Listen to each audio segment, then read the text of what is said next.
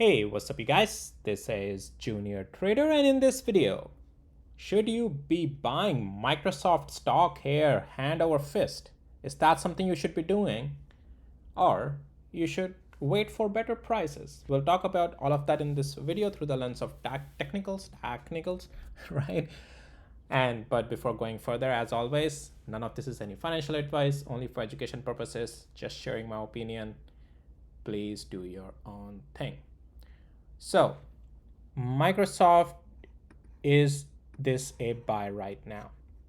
So the answer is no. Let me just tell you that right away that you should not be buying Microsoft stock over here. However, the video is not complete yet because I'll be talking about at what price points you should be looking to buy Microsoft. And it's just not that if it gets cheaper from here, then only it's a buy. No, there is a zone that as if we break out above that, then also it will be a buy. But so let's talk about what are the potential levels for the long term and for the near term trades that you can use on Microsoft if you are looking to buy. I'll provide a trade plan on how to look through that. So Microsoft, since at least 2 months, it's almost getting close to that, we have been just going mostly just in the square rectangle here, the sideways action. It's not bullish. Let me just tell you that right away. It's not bullish, and it has constantly struggled to gain any upside momentum, and it has constantly struggled to even go further down. Okay, so it's just going sideways, but definitely if you Microsoft is the heaviest company in S&P 500 and Nasdaq 100. I just want to show you S&P 500 real quick over here. It's making a new all-time high and it's still bullish. Nasdaq 100 not making all-time highs, but it's still bullish, nowhere lagging like Microsoft, Apple, and all other these big tech stocks.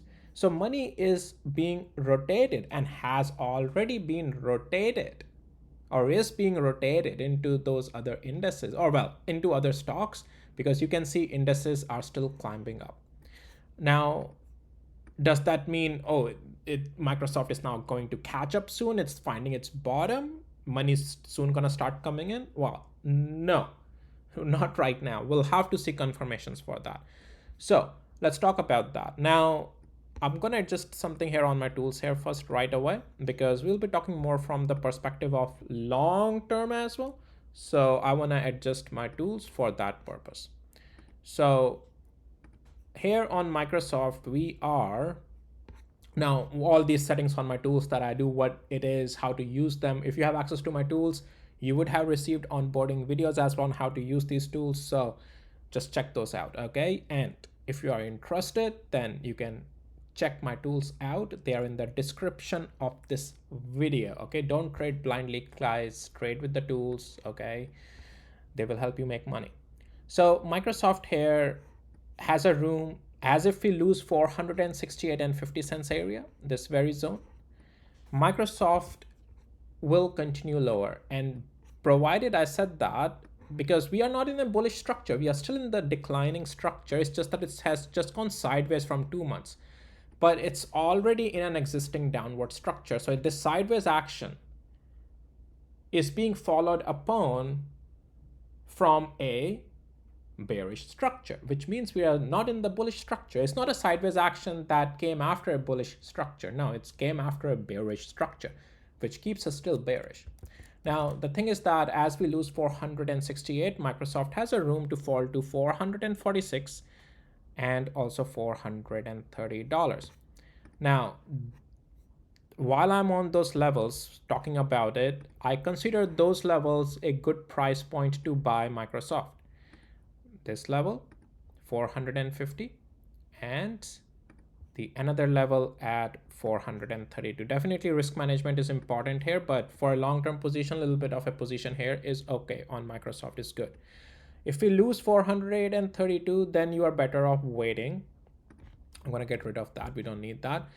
Well, actually we will use that as well. So but then if we lose 432, 385 is also a good place to buy. Now, how you want to do a risk management is pretty much as if you don't want to buy just because price is hitting that zone. Okay, you want to see price show us some bullish structure over there. And I'll be talking on my Patreon with my members. If a video on Microsoft is not coming out over here, a coverage on Microsoft will be on my Patreon with 25 other stocks. If you are interested in that as well, details are in the description of this video, guys. Okay, there are a lot of things on my Patreon that you are missing out on. You are missing out on.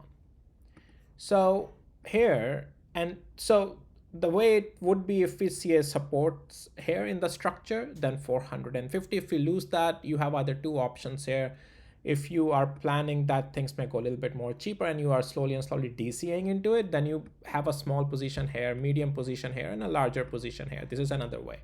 However, if you are like, yeah, no, I just want to take a stop loss and wait for the next level, right? So then, yeah, you got to take the stop loss and then wait for the next level. It all depends on how your trading style is. But my point being, as if we lose this $468 level, then we are looking at 450 area, pretty much 445 to 450 and 430 then, and also our 390. Like 390 is a no-brainer in my opinion to buy there. Sure, if we lose 390, then I would say 338 is the next zone. It is also a no-brainer to buy, which means technically this is yelling a buy zone between three, if we ever get there, 338 to 390. It's a buy zone, okay, on Microsoft, in my opinion. Now, since I said it's just not that if Microsoft gets cheaper from here, then only it's a buy, right? Because so there's a breakout level as well, which you should mostly use for the trading purposes. But also if we break out above that, you can hold on to that position for long term as well. And when it starts to get weak, there are ways to identify that. Again, I'll post on my Patreon. Then you can take profits there as well. But that breakout zone is, guys, 488 to 491. So that's the zone technically you can use. There's a significant level here marked by my tools automatically for you. So that's what you will be using. Technically, this is where that would be, like that.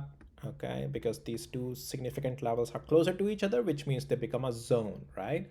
So, and yeah, so breaking out above this will be another sign that, okay, things are turning bullish on Microsoft from here. Cheaper prices will not come. So it's a buy over there as well, right? So this is how to look at Microsoft.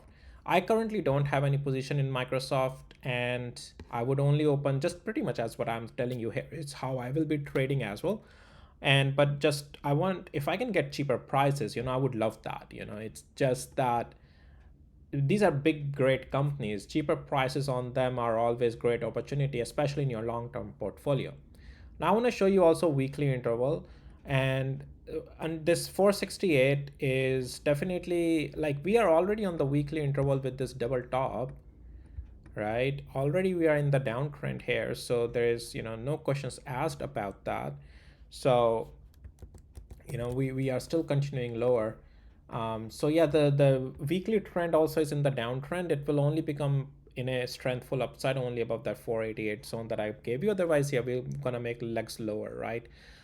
So that's something you just gotta be a little bit careful as well there. So alrighty, guys, so that's all I had for you in this video, and please hit the like and subscribe if you find this video helpful and valuable. It really helps out a lot, guys.